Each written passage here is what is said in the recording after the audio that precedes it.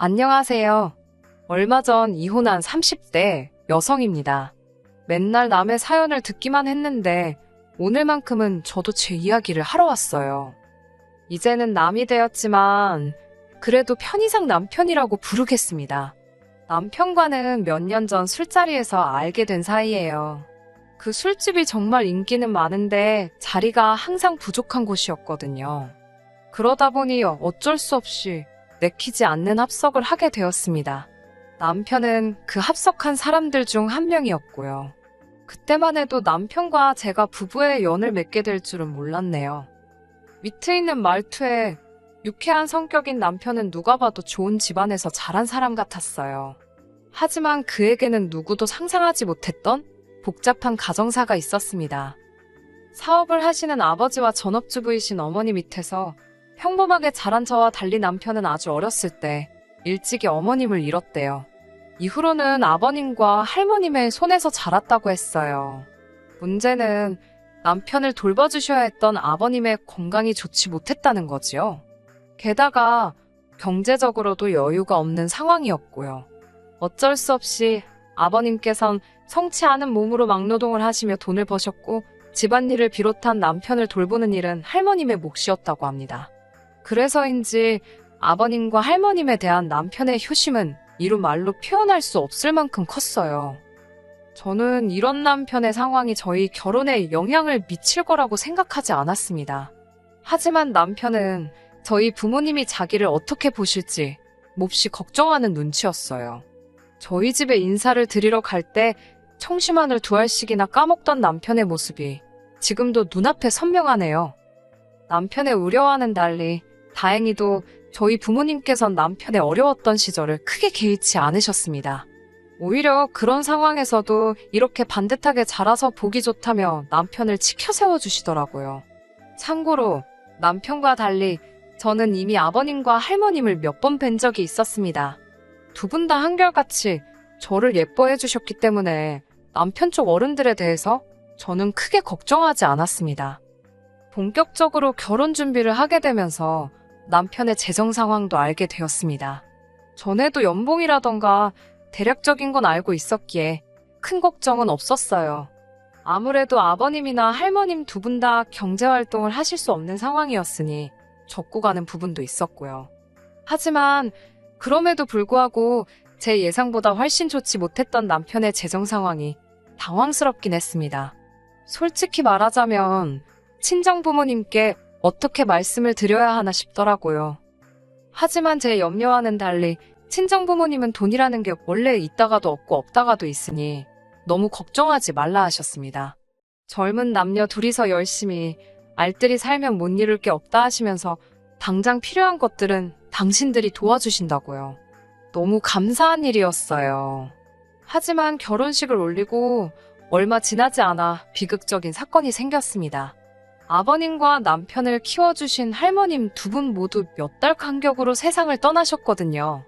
전 세계적으로 큰 비극을 불러왔던 그 전염병 때문에요. 아버님과 할머님을 2달 간격으로 잃은 남편은 세상을 잃은 사람처럼 보였습니다. 제가 아무리 노력해도 그분들의 빈자리를 채워줄 수는 없었지요. 남편은 아버님이나 할머님께 해드리지 못했던 많은 일들을 후회하고 있었습니다. 특히나 손주를 안겨드리지 못했다는 것에 매우 슬퍼했고요. 설령 허니문 베이비를 가졌다 치더라도 불가능한 일이었다는 걸 알았으면서도 남편의 자책은 저로 하여금 죄책감과 미안함을 갖게 했습니다. 동시에 저는 억울한 마음도 있었는데 이유는 아이를 천천히 갖자고 한 건 남편이었거든요. 다른 남자들과 달리 남편은 아이를 키우는데 적극적으로 관여하고 싶어 했습니다. 가정적이고 다정한 아버지가 되고 싶다나요.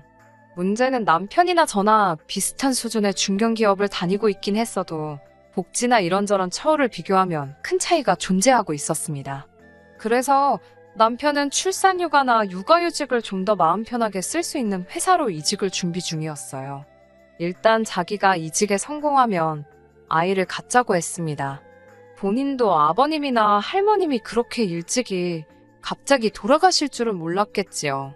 그렇다고 해도 제 옆에서 자꾸 아이를 못 보여드렸다며 속상해하니 마치 저를 탓하는 것처럼 들려서 너무 괴로웠어요. 하지만 이 일로 저희가 이혼을 결심하게 된 건 아닙니다. 저희가 이혼을 하게 된 건 이후에 발생한 일련의 사건들 때문이에요. 두 분이 떠나시고 얼마 지나지 않아 돌아가신 줄만 알았던 남편의 어머님께서 저희 부부 앞에 나타나셨습니다. 남편보다 4살 많은 결혼한 신우와 함께 말이지요. 이 두 사람의 등장으로 저희 부부 사이는 완전히 어그러지게 되었습니다. 처음엔 남편도 저도 당신이 침몰하고 주장하는 어머님을 믿을 수가 없었어요. 죽은 줄만 알았던 어머님이 살아계실 거라고, 그리고 이렇게 다시 모습을 보이실 줄이야 누가 상상이나 했을까요? 게다가 남편은 어머님의 얼굴을 전혀 기억하지도 못하는 상황이었습니다. 결국 어머님이란 분께 양해를 구하고 유전자 검사까지 해야만 했네요.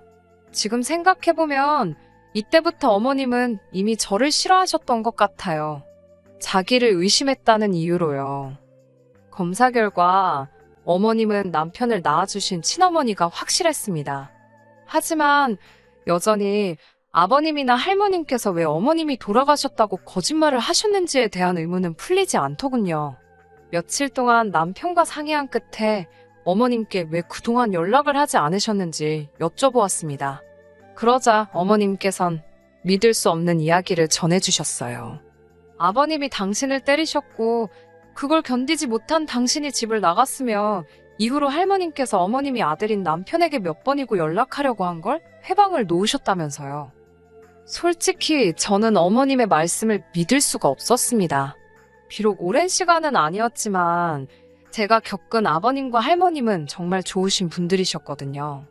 무엇보다 어머님 말씀대로 그렇게 나쁜 분들이셨다면 왜 남편에게 아파서 돌아가셨다고 말씀하셨을까 싶더라고요. 얼마든지 어머님을 나쁜 여자, 못된 엄마로 표현하실 기회가 있었는데 말이에요. 게다가 남편보다 4살 많은 신우의 존재도 이해가 되질 않았습니다. 신우와 남편은 생긴 것도 판이하게 달랐고 신우는 유전자 검사 같은 건 절대 안 할 거라고 버텼거든요. 그러면 안 된다는 걸 알면서도 자꾸 이상한 생각이 들었습니다. 제가 너무 막장 드라마를 많이 봤나 싶을 정도로 머릿속이 복잡해져만 갔어요. 하지만 제가 이런 의심을 겉으로 내보일 수는 없었습니다. 아버님과 할머님이 떠나신 이후로 남편에게서는 늘 외로움이 느껴졌었거든요. 그런데 어머님이 오시고 나선 남편이 눈에 띄게 밝아진 모습을 보이더라고요. 어머님의 존재가 남편에게 큰 힘이 되는 눈치였어요. 그렇다 보니 아내된 입장에서 그저 어머님과 잘 지내는 것만이 남편을 위하는 방법이다 싶었습니다. 하지만 이제 와서 말이지만 어머님과 신우, 그 둘과 잘 지내기란 생각보다 훨씬 어려운 일이었습니다. 유전자 검사 이후로 어머님은 말 그대로 기세가 등등해지셨습니다. 일단 이제라도 그동안 못다한 애미 노릇을 해야겠다며 다짜고짜 저희 집에 들어와서 살겠다 하셨습니다. 옆에서 신우도 한다는 소리가 당신은 20살 이후로 계속해서 어머님을 부양했으니 할 만큼 했답니다. 이제 아들인 남편이 어머님을 부양하는 게 도리에 맞는 거라나요. 제가 어이가 없어서 신우에게 형님이야 잘하면서 어머님한테 사랑을 듬뿍 받고 자라셨겠지만 제 남편이야 어머님 얼굴도 기억을 못하고 사랑도 못 받았는데 이제 와서 도리를 찾으시냐고 따졌습니다. 그러자 신우도 할 말이 없는지 목소리만 자꾸 높이더라고요. 급기야 윗사람이 하라면 하면 되지 않냐는 어디선가 100번쯤은 들어본 듯한 말을 내뱉으면서 저더러 모처럼 상봉한 모자지간을 끊어놓을 셈이냐입니다. 하지만 제가 아무리 치열하게 싸우면 뭘 하나요. 남편이 우유부단하고 가타부타 말을 못하니 아무짝에도 소용이 없더라고요. 남편은 급기야 저에게 딱 1년만이라도 같이 살면 안 되겠냐고 애걸복걸 부탁을 했습니다. 어머님이 어떤 사람인지 너무 궁금하다면서 자기도 어머님의 사랑을 받아보고 싶다나요. 그런 남편을 보니 더는 싫다 소리를 할 수가 없었어요. 결국 딱 1년을 약속받고 어머님과의 동거 생활을 시작했습니다. 문제는 결혼했다는 신우가 자기 집에 갈 생각은 안 하고 어머님이랑 같이 짐을 핑계로 저희 집에 눌러 앉으려고 하더군요. 이때만큼은 저도 참지 못하고 화를 냈습니다. 결혼도 했다면서 왜 집에 안 가고 우리 집에 눌러 앉으려는 거냐고 따지고 들었지요. 남편이 어렵게 털어놓은 이야기는 황당했습니다. 신우가 아이를 못 낳아서 쫓겨난 상황이었다네요. 요즘 같은 시대에 아이를 못 낳아서 쫓겨난다니. 같은 여자로서 안쓰러운 마음은 분명히 있었지만 어머님뿐만 아니라 신우까지 같이 데리고 살 수는 없었습니다. 결국 신우도 제 기세에 눌렸는지 저희 집에서 멀지 않은 곳에 위치한 고시원으로 들어가더라고요. 고시원에 있다는 사실도 한참 후에야 알게 되었어요. 어머님과 함께 사는 건 생각보다 훨씬 어려운 일이었습니다. 어머님은 그동안 못다한 애미 노릇이라는 명분으로 5만 가지에 다 간섭을 하셨거든요. 심지어 남편이 메고 나가는 넥타이 색깔까지도 신경을 쓰셨습니다. 현관에서 남편을 배웅하는데 어머님이 저와 남편 사이에 서서는 넥타이를 다시 가져오라 하시고 손수 남편 머리를 만져주셨습니다. 신혼생활에서 제가 소소하게나마 즐기던 것들을 당신이 다 하려고 드셨지요. 이걸 어떻게 받아들여야 하는 건지 감이 안 오더라고요.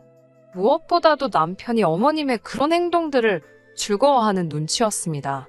그러니 제가 서 있을 곳이 하루가 다르게 줄어드는 느낌이었어요. 그런 어머님과의 동거 생활로 한껏 지쳐가던 올해 봄이었습니다. 몸이 영 좋지 않았는데 짐작 가는 바가 있어 임신 테스트를 해보게 되었네요. 그리고 제가 아이를 가졌다는 사실을 알게 되었습니다. 솔직히 말하면 기쁨과 떨떠름한 마음이 반반이었어요. 저는 일단 남편에게 제 임신 소식을 따로 알렸습니다. 남편은 제 예상보다도 더 기뻐해 주더라고요. 아버님과 할머님께 못한 효도를 이제라도 할 수 있게 되었다면서 저더러 너무 고맙다 했습니다. 하지만 어머님의 반응은 지금 다시 떠올려도 정말이지 큰 상처로 남아 있습니다. 어머님은 일단 소위 밥상머리에서 남편이 재수없게 아버님과 할머님 이야기를 꺼냈다며 노골적으로 기분 나쁜 티를 내셨습니다. 사실 어머님은 돌아가신 아버님과 할머님을 대놓고 미워하고 싫어하셨어요. 반면에 남편은 자신을 키워주신 분들이고 그분들께 큰 사랑을 받았기 때문에 그런 어머님의 반응을 받아들이지 못했지요.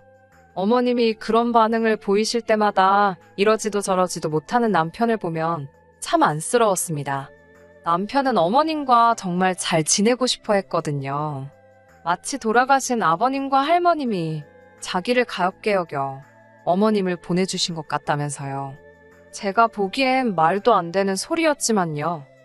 결국 어머님께 축하한다는 말 한마디 제대로 듣지 못했습니다. 처음부터 큰 기대가 없었기에 실망도 없을 줄 알았어요. 하지만 생각보다 훨씬 마음이 아프더라고요. 게다가 며칠 뒤 신우로부터 연락을 받았습니다. 신우는 날카로운 목소리로 애를 가졌냐고 묻더라고요.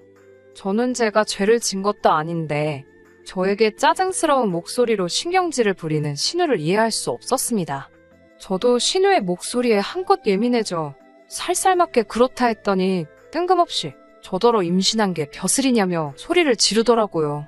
제가 애 떨어지겠다고 왜 그렇게 소리를 지르냐고 받아쳤습니다. 그러자 저더러 계속 그렇게 애 가진 유세를 부릴 거냐며 알아듣지도 못할 소리를 떠들어대더니 혼자 전화를 끊어버리더군요. 이때만 해도 별 미친 여자가 다 있다 싶어서 상종을 말아야겠다 싶었습니다. 그날 밤 저는 남편에게 살면서 가장 황당한 소리를 듣게 되었습니다. 남편은 참담한 얼굴로 저를 쳐다보더니 이번엔 저희가 양보하자 했습니다. 제가 뜬금없이 뭘 양보하냐고 물으니 신우가 먼저 아이를 가질 때까지 기다려야 할 것 같다대요. 원래 눈치도 빠르고 말귀도 잘 알아듣는 저인데 이때만큼은 도대체 남편이 무슨 소리를 하는 건지 알 수가 없었어요. 남편은 계속해서 말 같지도 않은 소리를 이어갔습니다. 어머님이 하신다는 소리가 제가 신우가 애를 못 가져서 쫓겨난 걸 뻔히 알면서 신우 한 방 먹이려고 임신을 한 거냐며 노발대발 하시더랍니다. 그러면서 신우 상처받을 건 생각 안 하냐고 남편에게도 굉장히 뭐라고 하셨다는 거예요. 그게 무슨 말도 안 되는 소린지 어이가 없더라고요. 제가 남편에게 그 말을 믿냐니까 당연히 믿지 않는다면서도 아이는 언제든지 또 가질 수 있지 않냐입니다. 저나 자기는 아직 한참 젊으니까 이번엔 포기하자더군요. 뭐라 할 말이 없었습니다. 제가 그래서 지우자는 거냐고 물었더니 일전에 어머님과 같이 살자며 애걸복걸하던 때와 마찬가지로 또 저에게 나약한 모습을 보이더군요. 그러면 어떻게 해야겠냐면서요. 자기는 어머님도 누님도 저도 다 소중하다면서 이번 한 번만 저더러 이해해달라고 어린애처럼 우는 게 아니겠어요? 저는 남편의 그런 모습에 어처구니가 없었고 더는 믿고 살 수 없겠다 싶었습니다. 결국 다음날 남편에게 말하지 않고 혼자 병원으로 향했어요. 친정부모님에겐 아직 제가 임신했단 이야기도 하지 않았던 터라서 솔직히 다행이다 싶더라고요. 친정부모님 가슴에 대못을 박지 않아도 된다 생각하니 그나마 마음이 낫더라니까요. 병원에 도착해서 일단 이런저런 검사를 받기 시작했습니다. 사실 테스터기만 한번 해보고 일이 바빠 병원도 오지 못했었으니까요. 그런데 이게 웬걸 저는 임신이 아니었습니다. 의사 선생님 말로는 아주 간혹 어떤 이유로 두 줄은 보였으나 임신이 아니거나 자연유산이 되는 경우가 종종 있답니다. 이건 뭐 웃어야 할지 울어야 할지 그래도 이렇게 된 거 남편에게는 수술한 척 해야겠다 싶었습니다. 솔직히 이때는 저도 남편에게 상처를 주고 싶었어요. 남편은 저더러 어딜 다녀왔냐 물었고 저는 최대한 피곤하고 힘든 모습을 보이며 당신이 원하는 대로 했다고 했습니다. 그러자 남편은 제가 임신했을 때보다 더 반가운 표정으로 정말 저 같은 여자는 세상에 없답니다. 소름이 끼치더라고요. 어머님이라고 별반 다를 바가 없었습니다. 당분간 당신 딸에게 시간을 주잡니다. 일단 신우만 임신하고 나면 제가 하고 싶은 대로 하라나요. 제가 어머님을 바라보며 그런데 집에서 쫓겨난 주제에 무슨 수로 임신을 하냐고 물으니 어머님이 허를 찔린 듯한 표정으로 절 바라보셨습니다. 제가 아무 남자나 붙잡고 그걸 할 것도 아니고 혼자서 무슨 수로 애를 갖냐고요. 못 갖는 게 정상 아니냐고. 그리고 전부터 궁금하던 건데 왜 신우만 데리고 나가셨냐고 물었습니다. 혹시 남편이랑 신우랑 배다른 남매인데 다아버님 자식이라고 거짓말해서 키우시다 들킨 거 아니냐고 따져댔지요. 지금 생각해보면 저도 할 말 못할 말 안 가리고 마구잡이로 했네요. 어머님은 뭐라고 제대로 대꾸도 못하시곤 오로지 욕만 하고 계셨습니다. 저더러 네가 뭘 아냐면서 함부로 떠들어대냐고요. 남편도 그제서야 설마 하는 표정으로 어머님을 보더라고요. 정말 그런 생각을 한 번도 안 해봤나 싶어서 제가 더 어이가 없었습니다. 어디 막장 드라마에서나 볼 법한 대화가 오가고서 저는 모든 것에 환멸을 느꼈고 결국 남편에게 헤어지자 했습니다. 남편은 아이야 또 가지면 되는 건데 이런 일로 무슨 이혼을 하냐고 그러더군요. 저는 남편에게 처음부터 당신 애를 가진 적도 없었고 앞으로 가질 생각도 없다고 했습니다. 그토록 사랑하는 시어머니랑 신우랑 알콩달콩 오순도순 살아보라고 없는 추억 쥐어짜내가면서라고 소리를 질렀지요. 그러자 어머님께선 저더러 말 잘했다며 당장 이 집에서 나가랍니다. 어이가 없더라고요. 제 집에서 제가 왜 나가냐고 어머님이랑 남편이 나가시라 소리를 쳤더니 어머님이 순간 벙찐 표정으로 절 바라보셨습니다. 남편이 그래도 이렇게 내쫓으면 안 되는 거라고 그럼 자기들은 어딜 가냐고 자기만 나갈 테니 어머님은 재워달라는 헛소리를 하더군요. 눈물 나는 효심에 어처구니가 없었지요. 그 와중에 어머님은 이 집이 남편 집이 아니냐면서 황당한 표정을 지어 보이셨습니다. 그러더니 제 애비나 똑같다며 개털이냐며 전에는 보인 적 없던 눈초리로 남편을 째려보셨습니다. 남편이 절 포기하고 대신 잡은 어머님이란 동아줄은 말 그대로 썩은 동아줄이나 다름없었지요. 결론부터 말씀드리자면 저는 저대로 남편과 이혼을 했습니다. 남편은 저까지 자기를 버리면 자기는 어떻게 사냐며 거의 제 바지가랑이를 붙잡고 늘어졌다 표현해도 될 만큼 저에게 매달렸어요. 하지만 남편이 불쌍한 것과는 별개로 도저히 더 이상 부부로 살 수 없겠더라고요. 그에겐 제가 넘버원도 아니었고 앞으로도 언제든지 다른 사람이나 다른 것들과 대체될 수 있다고 생각하니 더 이상 남편 곁에 머물고 싶지 않았습니다. 이후로 들리는 소문에 의하면 어머님은 또다시 신우만 데리고 야반도주를 하듯 남편을 떠났답니다. 들은 바로는 두 사람이 남편 신용카드도 들고 도망가서는 한동안 마음대로 썼다나 봐요. 글을 적는 지금도 한심해서 한숨만 나오네요. 제 신부가 고약한 건지 어쩐 건지는 몰라도 헤어진 전 남편에게 잘 살아라, 행복해라 같은 덕담은 못하겠습니다. 그냥 앞으로 제 눈에는 안 띄었으면 좋겠네요. 어머님이나 신우도 마찬가지고요. 각자 신경 끄고 살자고요. 제발. 끝까지 들어주셔서 감사합니다. 오늘의 사연은 여기까지입니다. 구독과 좋아요, 알람 설정 부탁드리고 더 좋은 사연으로 다시 찾아뵙겠습니다. 감사합니다.